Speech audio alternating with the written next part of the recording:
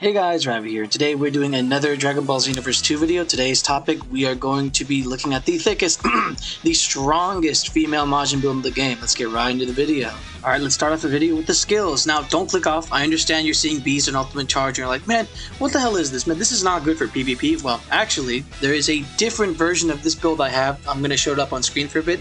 That is actually a lot more viable for PvP. The moves I have are a lot more useful in the context of PvP. The build I'm going to show off in the video is primarily for PvE, so I can show off the highest damage potential that we can do with this build. Alright, so we have Heat Wave, Soaring Fist, Super Dragon Flight, Ultimate Charge, Sword of Hope, Divine Lasso, Beast, and Instant Rise. How are we going to be using the super attacks? Well, we're going to use them together. By using Super Dragon Flight, it is a move that you can cancel out of whenever you use it with other moves. So if you use Super Dragon Flight, you go into Soaring Fist, and after you do the first part of Soaring Fist, when you fire one projectile, you can do Heat Wave. Hey, wait a minute, Ravi, hold on, buddy. Super Dragon Flight is way too slow of a move to use practically in the middle of a combo, man. There's not a lot of races that can really use this move effectively without them having to use stamina or vanish. This isn't practical. I'd rather just use this into this over and over again. Okay, well, let me relieve your concerns by explaining the female Majin actually does have a few strings where you don't have to use stamina, knock them away, and follow up. You don't have to do any of that. You could just use it in the middle of certain parts of your strings and it'll connect for free. No vanish, no nothing. And to briefly overview, yes, you just have to Soaring Fist into Heat Wave, and this loops into itself pretty much infinitely, so long as you follow up after the Heat Wave with dashing forward, then triangle, square, triangle, all that stuff. It's infinite until they vanish, evasive, or until you run out of ki. It's pretty effective, all things considered. Alright, now we have Ultimate Charge. We're going to be using Ultimate Charge because we have 15 bars of ki with this build, and it's going to be one of the better options to use for this quest. However, Divinity Unleashed, the one I usually use for most of these missions, is still completely viable. I just wanted to switch up things because I've already proved Divinity Unleashed is very viable with a lot of these types of builds. Pretty much every build.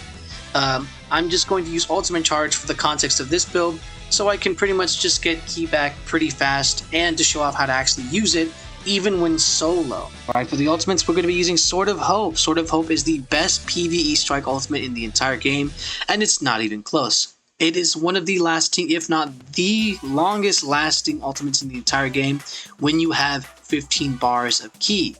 Because once you use this ultimate, you go into the Sword of Hope state, which allows you to do different types of button combinations for combos, which they're not very hard. It's pretty much just 4 different buttons and that's it, and you can move around. The way you use this in the context of PvE, in the middle of any type of firefight, you could just go into the Sword of Hope state, just press triangle on any enemy, you'll do a thrust move, press square, and then triangle, and then square, and triangle, and then you'll pretty much repeat that same combo. It's a 3-hit combo into a thrust, and just keep doing it until you're just about to run out of ki. At that point, you press X to finish off the combo. Pretty amazing stuff, especially considering that we are a female Majin, since, they have the highest strike multiplier in the entire game. I'll put it up on screen right now. But anyways, if you're done looking at that, let's go to the next ultimate attack, Divine Lasso. Divine Lasso is pretty much a ultimate attack that you can't really use in the middle of combos, but whenever your opponent is stamina broken or if your opponent is distracted, you could just use it off rip and just get an insane amount of damage. The needles themselves aren't going to do a lot, pretty much when you knock them away and you hit them with the needles. The explosion part is where you're going to do most of your damage, of course. That's pretty much where all the damage comes from, of course. And why we're using it in this build for PvE, it's a single hitting ultimate attack that it's going to do a crazy amount of damage that pretty much only gets negated by the damage reduction from NPCs once. Multi-hitting attacks are not very good for PvE because a lot of the enemies, if not all of them, have damage reduction, which is why they're so annoying to fight. Because of that damage reduction, you're not actually going to be doing your full damage, rather it's just going to take that damage based on every hit you do and just reduce it by a certain percentage. Math stuff. It's pretty simple, but it's also kind of confusing, especially if you're not good at math like me. I'm horrendous at it. But, that's enough lollygagging. Let's go to the Awoken skill. The Awoken skill we're using today is Beast. We're going to output the most amount of damage possible for the female Majin because it's the point of the video. We're going to try to see how much damage we can fully do with the max strike build. As for why we're not using Potential Unleash is pretty much the better option when it comes to like every other scenario for like PvP and stuff. But for the sake of the video, we're going to be using Beast to just get the most insanely high amount of damage possible. If you're doing PvP, use Potential Unleashed. And of course, if for some reason you want to use Purification, by all means go ahead and use it. I'm not a big fan of it since it gets rid of like all of your tools and just switches them with Majin Buu skills. But you know, that is an option if you want it. So for the evasive skill, we're using Instant Rise. As for the people in the comments saying, why aren't you using Spirit Slash or something, man? Spirit Slash is such a good, but why aren't you using Hyper Movement or Time Skip Tremor Pulse, man? Well, it's because Time Skip Tremor Pulse doesn't really work very much. It's a really easy to counter move, and it's not very reliable in terms of an evasive. And it doesn't do that much damage either. Hyper Movement's pretty much the same thing. It used to break stamina. It used to be the best evasive in the game, actually, where you just broke stamina from a super armor enemy. But it doesn't work like that anymore. It doesn't do that much damage, and it's not really worth using. As for Spirit Slash, I completely understand the argument for why Spirit Slash is just better for a lot of situations. You pretty much just, you can pretty much use it, and it'll last throughout the entirety of someone's ultimate attack. And it does a decent amount of damage too. You can combo after it. And Spirit Explosion is, you know, Spirit Explosion, but again, it can be perfect blocked and you can get countered off of your evasive. So for the sake of this video and for my personal preference, Instant Rise because it's quick, effective, and it could actually help counter enemies that are trying to spam ultimate attacks on you if for some reason you get caught with one. Anyways, let's go to the equipment list. Alright, up next we got the QQ Bang. We have +5 in Ki, Stamina, Basic Attack, and Strike Supers. The way we're going to get this QQ Bang is by combining Super Saiyan 4 Suit Goku's clothes and Goku Black's clothes. It's because they give +5 in Ki, Stamina, and Basic, and Stamina, Basic, and Strikes. When combined with Super Mix Capsule Z's, it'll actually have a higher chance to get these type of exact stats. Granted, it's a lower chance because, you know, it's all RNG, but because of those stats primarily investing into these 4 particular points, it's pretty much your best bet to getting this type of QQ Bang. And if for all those who are wondering, like, hey, wait a minute, didn't you just like mod this one, or didn't you just save editor this one like all your other ones? I actually own the QQ Bang in the console edition of Xenoverse 2. You could even see it in some of my older build videos when I was still playing on the PS4 and PS5 editions. Alright, up next we got the Super Soul. I'll keep adding a bit of power to my attacks. I'm going to actually show off a few Super Souls you can use for this build, you know, the PvE build, but I actually have a few for PvP. Not in particular with the current skill set that I have, but for the other skill set I showed earlier in the video. But, you know, let's go over this one real quick. Raditz Super Soul, when throwing the opponent, it boosts your strength of all attacks by 5. And you can stack it up to 10 times, meaning it is a 50% damage boost to all of your attacks. Now, there is an alternative to this one called, where is it? This one. I'll surpass you as I am with my own power. Vegeta Super Saiyan God, Ultra Super Villain Super Soul, always shortens the time of guard break. And when your guard is broken, you get a 10% boost to all your attacks and 10% boost to your stamina recovery speed. This can actually be very good for the female Majin, even for PvP in fact, as long as you actually reduce the amount of stamina you had. If your stamina for some reason gets broken, you can always get it back incredibly quickly with this Super Soul alone. Now, even then, when you do recover from that stamina break pretty quickly, even if you are getting hit and you invest points into HP if you're doing like a more PvP focused build, this would actually be a lot more viable. But, you know, for the fact of the matter is I want to use the other one since I just want to get the simple boost. And I know a lot of you are saying, man, you're so inconsistent with these videos. How come you're not using like this, like stamina? She recovers stamina so fast. Well, I've already tested this out. It's not that much of a major difference, especially since I have 12 points in stamina. If for some reason you want to modify it so you have like, I don't know, 10.5 bars of stamina or less, then go ahead. Yeah, that can completely work for you if that's what you're trying to go for. But for the sake of the video, we're going to use Raditz Super Soul. This is still viable when the right conditions with, you know, when you invest in health and you don't have that much stamina. But, you know, we're going to primarily use the Raditz Super Soul.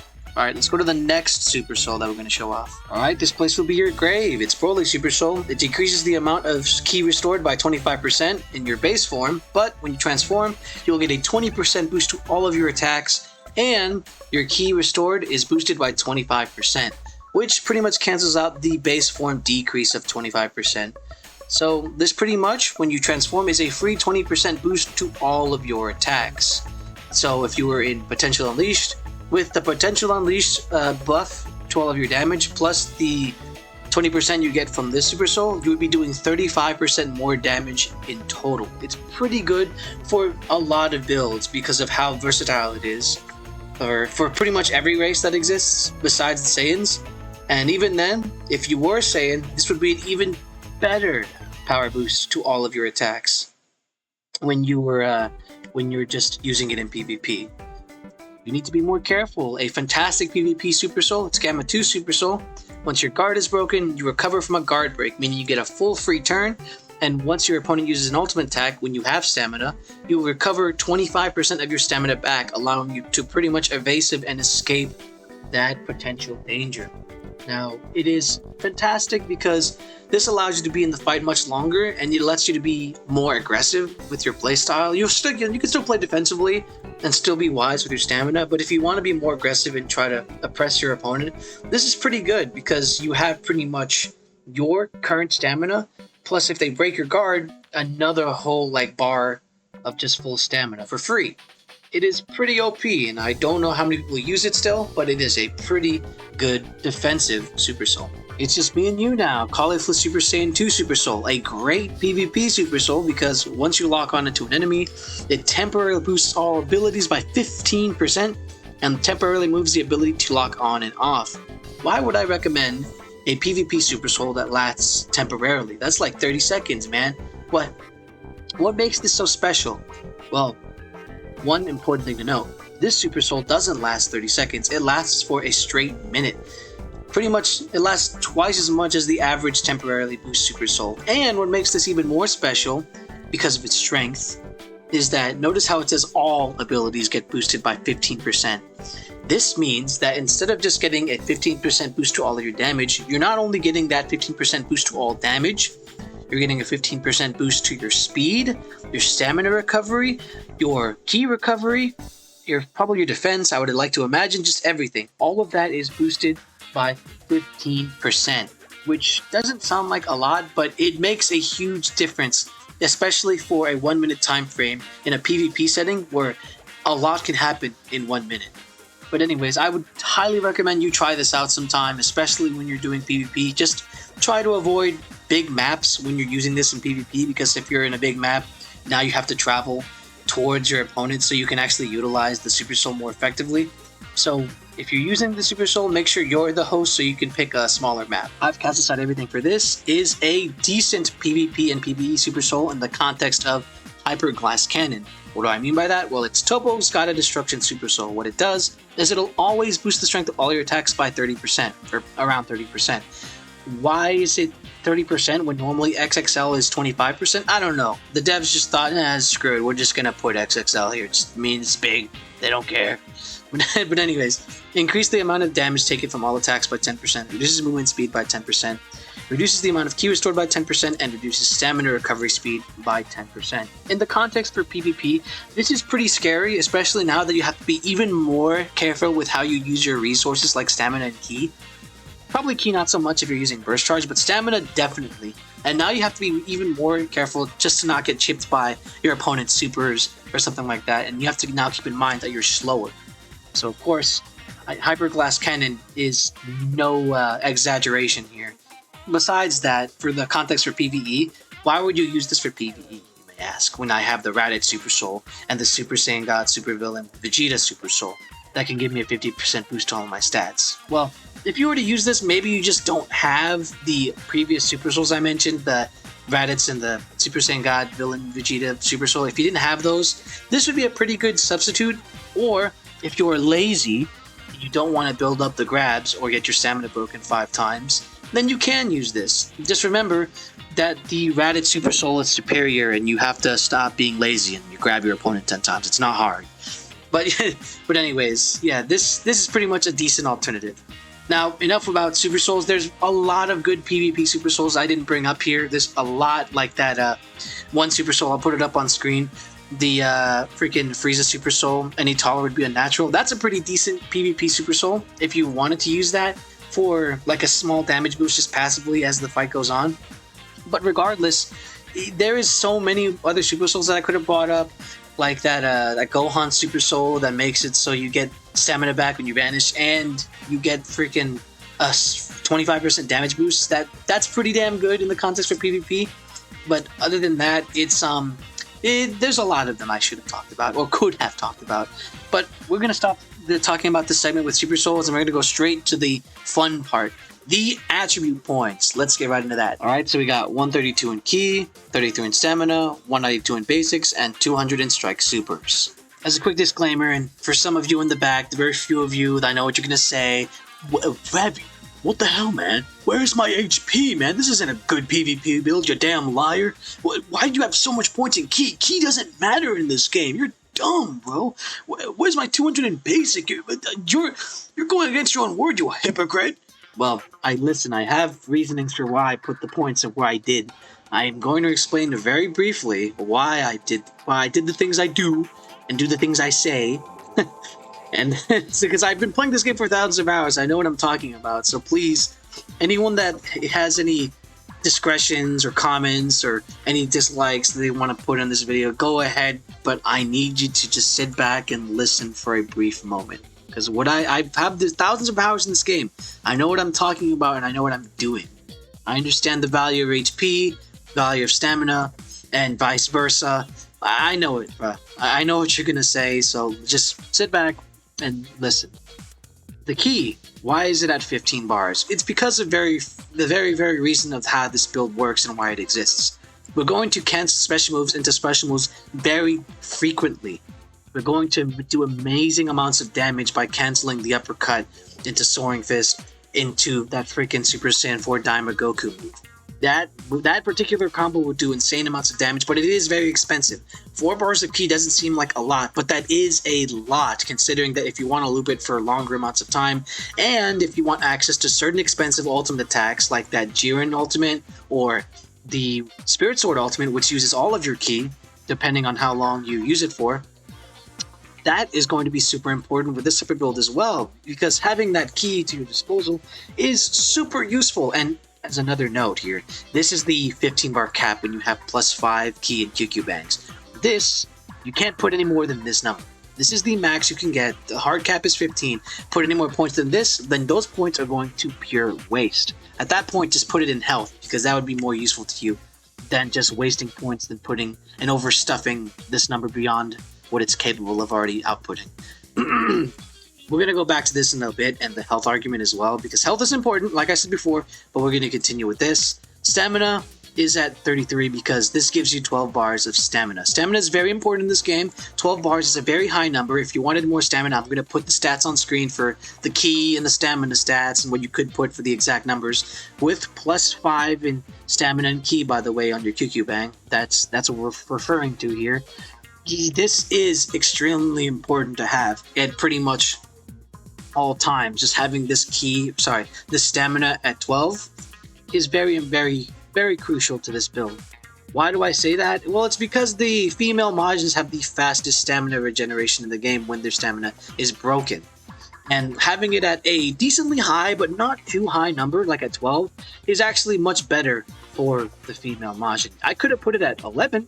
Honestly, I was thinking about it, but I was like, no, if I have 12, then I'll have access to that exact number of vanishes that I can, use for later.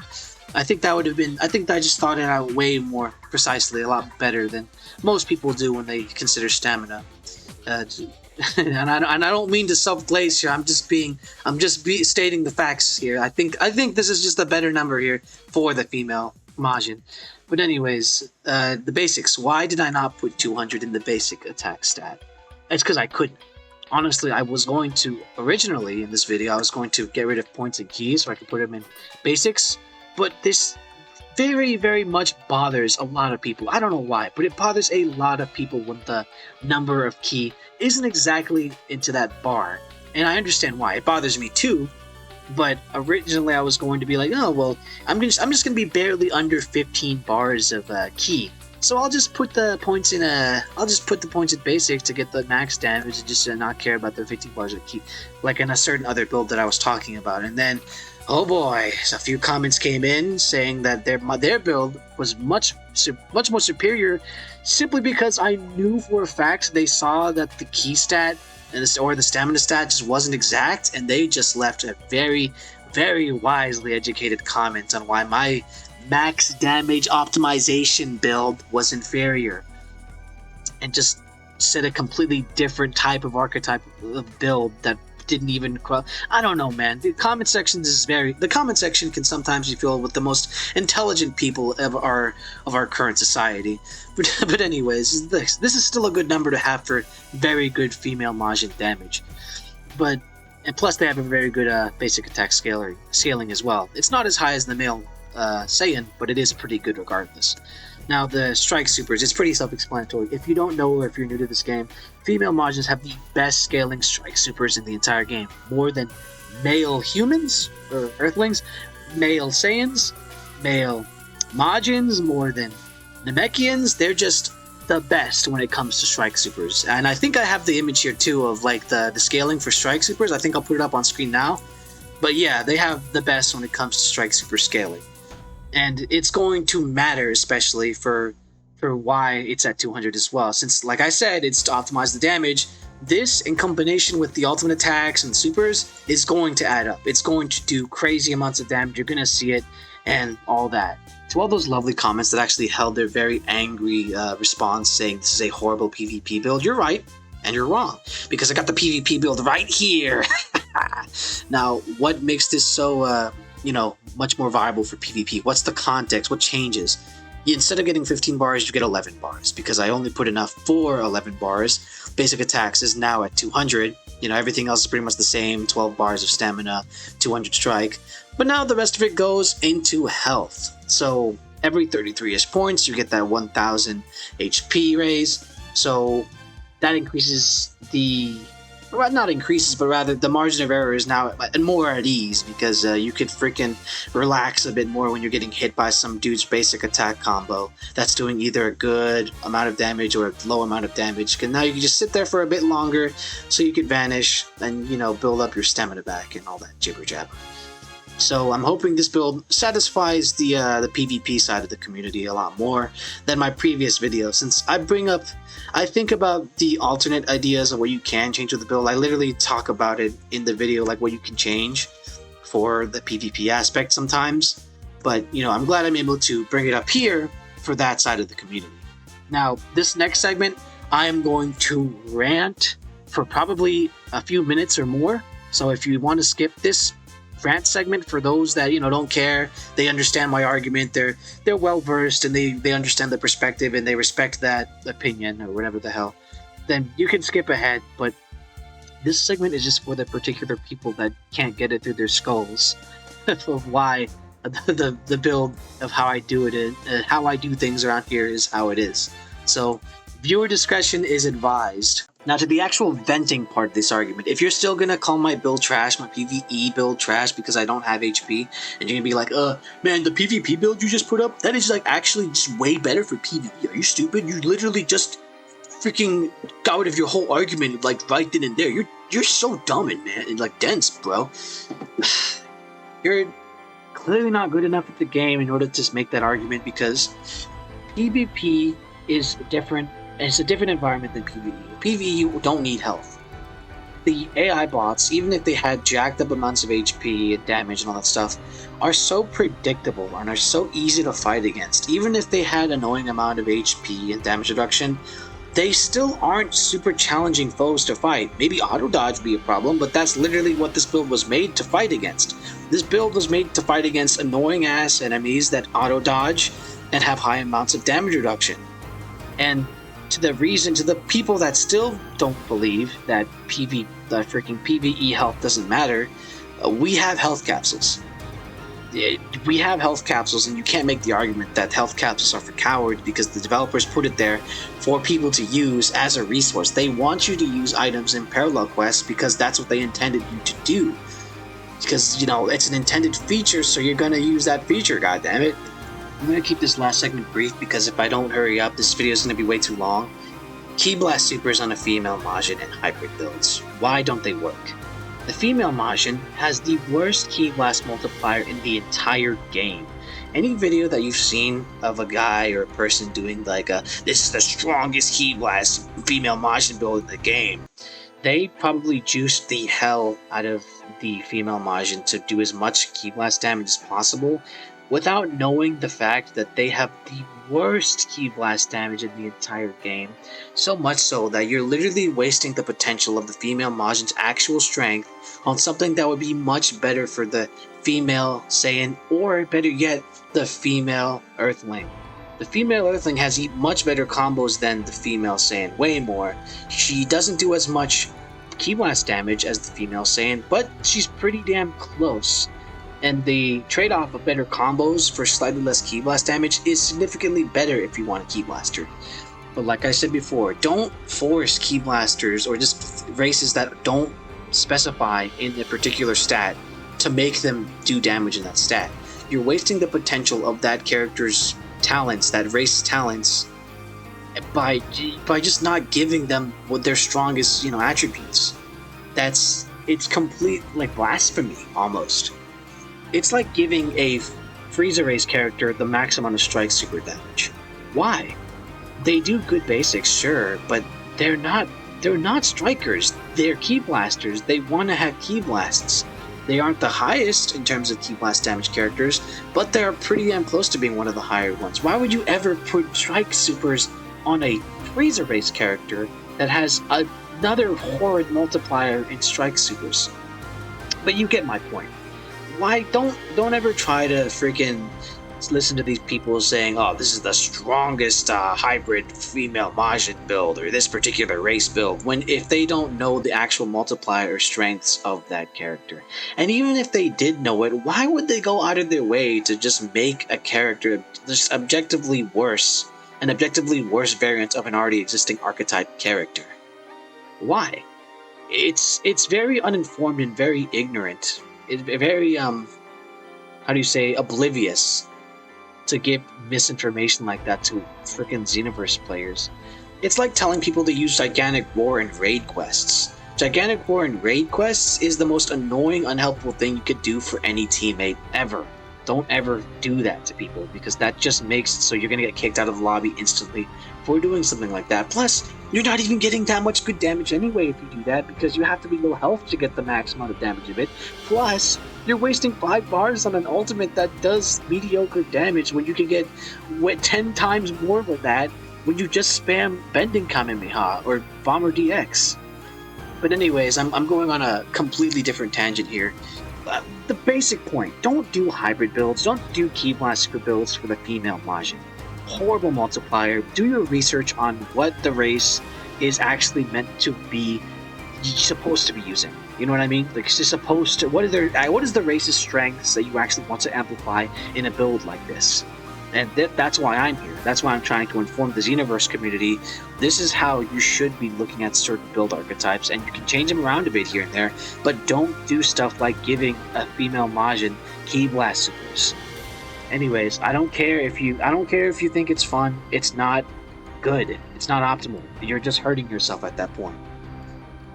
But anyways, we're going to move on to the next segment before I have an aneurysm. Doing a simple damage test, base form, transformed, and with the Super Soul stacked.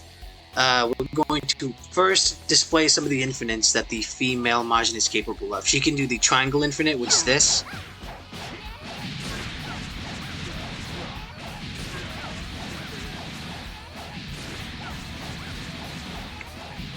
So on and so forth. You can repeat that infinitely so long as you're close to the ground. She has the triangle square triangle infinite, which is this.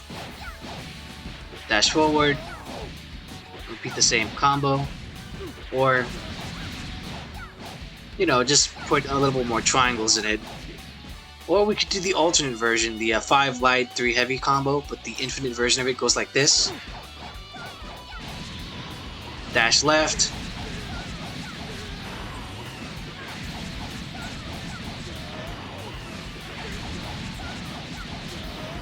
and all that stuff. That's something that we can do as this character. But of course, I'm just going to do a simple combo to compare the actual damage numbers. So we're going to just do the actual custom combo, which requires a mix between the two stronger combos that she has. It's going to be 5 light, heavy heavy, square, triangle, square, triangle, and triangle. With that combo in her base form, it does 12,006 damage. Now we're going to compare the super attacks, of course. Soaring Fist, it's 3,564 damage. Fully charged is going to do 5,345 damage. Super Dragon Flight will do 6,236 damage. Or sorry, 37 damage. I can't read. I was looking at the max combo damage for a moment. And we got Heat Wave, which will do 8,017 damage. Now, Divine Lasso is going to do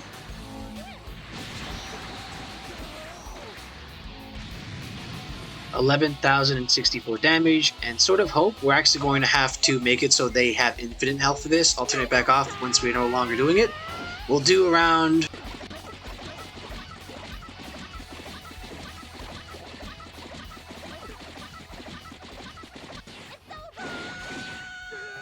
77,056 damage. Pretty crazy. It's not obviously all of that's gonna land, but it is an extremely high amount of damage considering that you're gonna hit most of those against the AI. If not the AI, then you're probably gonna hit it a lot of those hits against either a stamina broken opponent or a opponent that just doesn't understand how to deal with Sword of Hope if they're unfortunate enough to not know. Now the next segment is the transform state. I'll be right back. Alright, in our transform state, we're going to do the regular combo here.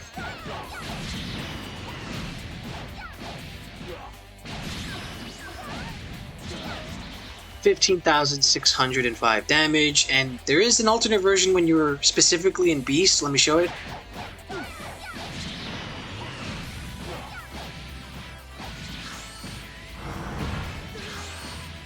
It does slightly more, maybe like 1,000-ish more, with 16,152 damage. Now let's compare the supers from the base form. Regular one is doing 4,633 damage, fully charging it. 6,949. Super Dragonflight will do 8,109 damage, and Heat Wave will do 10,424. So Divine Lasso is going to do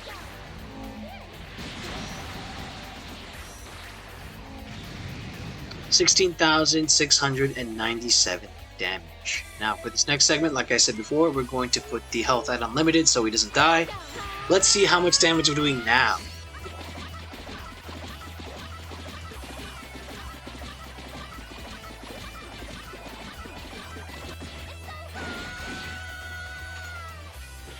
$99,999 damage, hitting the cap just barely while transformed. Insane numbers considering that once we hit max cap, we're gonna get to that number even faster. Now for this next segment, we're gonna fully stack the Super Soul, and after that I'm gonna show off how we're gonna use this build. Alright, well, fully stacked up, we grabbed them 10 times. Let's see how much our basic combo is doing.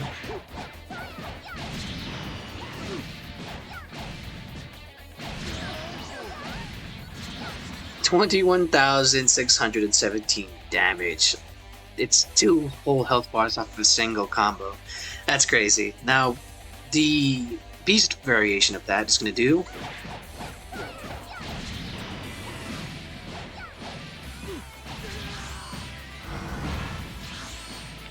22,375 damage. Pretty similar numbers, a little stronger, just in case you want to do that. But now we're going to compare the supers. This is where it gets juicy.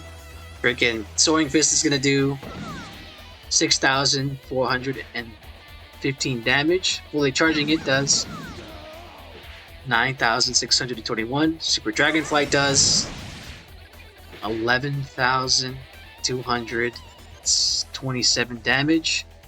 And Heat Wave will do 14,430 damage. Almost a health bar and a half. Divine Lasso is going to do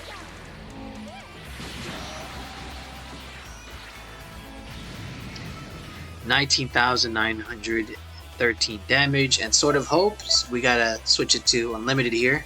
so he doesn't instantly die.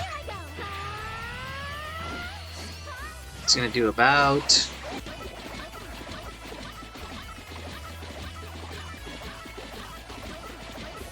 already 99,999 damage. We already hit the cap.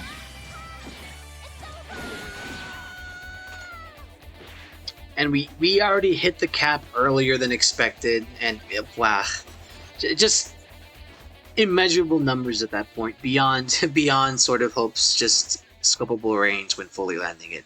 What a perfect PvE and potential raid ultimate attack that you can use. That's absolutely amazing.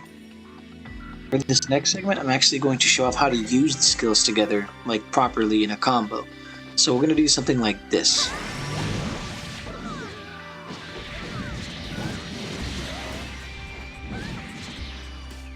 By itself, in my base form, it does pretty high damage, and it's after the heat wave move, you can combo after it by dashing forward and pressing square and stuff. And you're probably wondering, how am I going to connect Super Dragon Flight into all that stuff? Well, there's a few combos the female Majin actually has in order for us to actually combo into Super Dragon Flight. One situational one, we could use the triangle combo like this.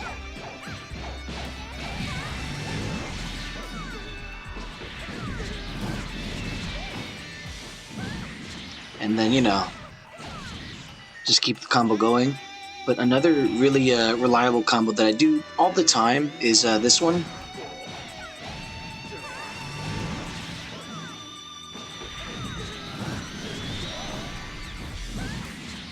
Pretty good stuff. There is another way you can also land it if you want to, you know, add a little bit more hits for a little bit of extra damage.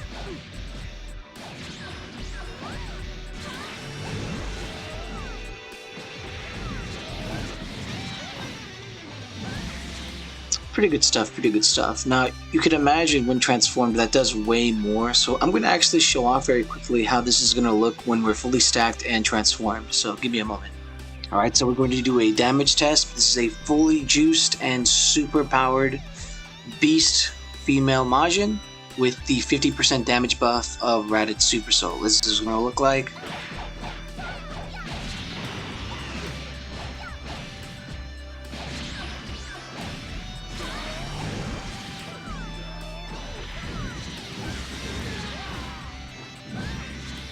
He couldn't even live the full combo. Well, that just goes to show the absolute power of this freaking build. Yes. Yeah, see? Broly, even Broly agrees.